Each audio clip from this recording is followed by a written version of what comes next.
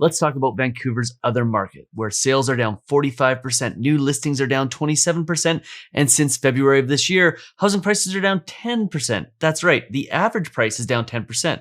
So while Vancouver is plugging along at pretty much the same price, this other market, Vancouver kind of 2.0, is losing value. Or is it? That's what we're talking about in today's video. The definitive guide on how to manage your credit, product, penalty, price in that order. It's never been more important to get your mortgage right. All right, welcome back. Today we're talking Fraser Valley. This is one of 3 real estate boards associated with the Vancouver area. And we usually talk about Vancouver primarily and very much ignore Fraser Valley, which has a very significant population base and is a pretty significant place for real estate. In fact, when you hear about people moving to Vancouver from be it Alberta or Ontario or other areas, typically where they're moving is not necessarily Vancouver proper, but they're moving into the Fraser Valley area, which is one of the most beautiful places in the world to live. It has mountains right there, beautiful rivers, lots and lots of amazing activities to be had, and a really, really great quality of life. And when we look at the numbers with respect to that Fraser Valley area, it has been pointed out in the comments section of our most recent Vancouver real estate update that the Fraser Valley area is down 10% with respect to average price. And the reality of it is those numbers just aren't correct. And today I'm going to break out the actual Fraser Valley numbers and show you what's really going on in that market. But before we get into it, do me that favor, hit that subscribe button, hit that notification bell, and please hit that like button so more people like you can see this video. And don't forget to register for our 25,000 subscriber giveaway where you can win $5,000. All you have to do is go to 360giveaway.ca to enter. And by the way, you can get extra entries by sharing the contest on social media or by following me on Instagram. Okay, so let's jump into it. Let's jump into the Fraser Valley real estate market, see what's going on there. This is the Fraser Valley Real Estate Board stat package. Very well done, by the way. It is significantly better in my mind than their Vancouver counterpart. And if you look at some other videos, if you take a look at Steve Karish's videos, he has some amazing internal stats that he showed on his video, but I want to break down the economics of this because the reality is if you don't have a firm understanding of economics, it can be pretty daunting when looking at stats packages. So I want to show you exactly what's going on in this market. And by the way, the market isn't dropping by 10%. I'm going to show you why in a second. Now, this is our news release. Fraser Valley sales dip below 10-year average for the first time in nearly 2 years. That is obvious, right? We have interest rates coming back up. They're getting back to normal levels. It's widely expected that all markets across Canada are probably going to start returning to more normal averages with respect to sales and prices and so on and so forth. That's just a given, with the exception of maybe Alberta's market and Saskatchewan's market, which are very much commodity dependent. Those markets are probably going to have a little bit of a bump up from a general bump up in their economies. But for the most part, with rising interest rates, it's going to make sense to see markets return to normal sales levels. But here's the numbers I want to show you, because if you aren't very careful about the numbers that you look at and how they are being fed to you and the spin that is being put on them, it can very quickly become an exercise in a story that really isn't a story. So when we put out our Vancouver real estate update last week, it was pointed out to me that the Fraser Valley market was down almost 10%, while the Vancouver market was pretty much at level numbers.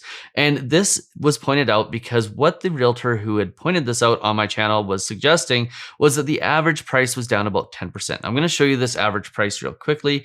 This is the number that we're looking at right here. And if you take a look, average price in April of 2022 is $1,145,000. That is less than in March of this year, which was at $1,207,000. And stay with me here. And if you go and you take a look at February, it was $1,280,000. So if you take a look at that $1,280,000 average price and you compare it to that of April, so February to April, you can see that average prices have gone down pretty substantially. And combine this with the number of sales are down 45%, 36% compared to the month before. New listings are down pretty substantially, and active listings are down pretty substantially, although they're up from last month. Well, this should spell disaster for the Fraser Valley real estate market, but that's not what's going to happen. Because if you take a look at the more accurate and the better number to review, which is the benchmark price, the story is significantly different. Now, before I show you the benchmark price, let me break down what benchmark price means. Okay, so benchmark price is something that's used in real estate, it's used in commodities, and typically what it is it is the most typical form of a product in a market. So if you take a look at different benchmark prices around the world, oil is a good example. There's West Texas Intermediate, which is the benchmark price for North American oil. Even though Canadian oil typically sells for less, the benchmark price is an indicator of where prices are. And in real estate, it's the most typical home. So typically it is a 2-story, 2 or 3 bedroom home with 2 or 3 bathrooms. It's the typical home in a market, not the mansion, not the dive. It's the one that's right in the middle that has the most abundance. So it's the most typical home that you will find in a market. And the benchmark price is telling a significantly different story in the Fraser Valley market. So if you take a look at April of this year, the benchmark price is $1,731,000. And if you take a look at what it was in March, it was slightly lower than that, $1,726,000. In fact, the benchmark price in the Fraser Valley over the last month is up by 0.2%. Now compare that to the average price that's down 5%, and you see it's painting a different picture. The question is why. But before we answer the reason why, let's take a look at the February numbers, because if we go back and we take a look at February, you can see the benchmark price is $1,670,000. So it's even lower. In fact, the benchmark price in the Fraser Valley is up almost 4% in the last 2 or 3 months. So why is the benchmark price up and the average price is down? Well, that is really simple. And this here is the big lesson on statistics and on values. What is happening is you are starting to see the top end of the markets come off. So you're seeing the really expensive houses not be sold as often. And what happens is when you have less really big sales, that average price comes down.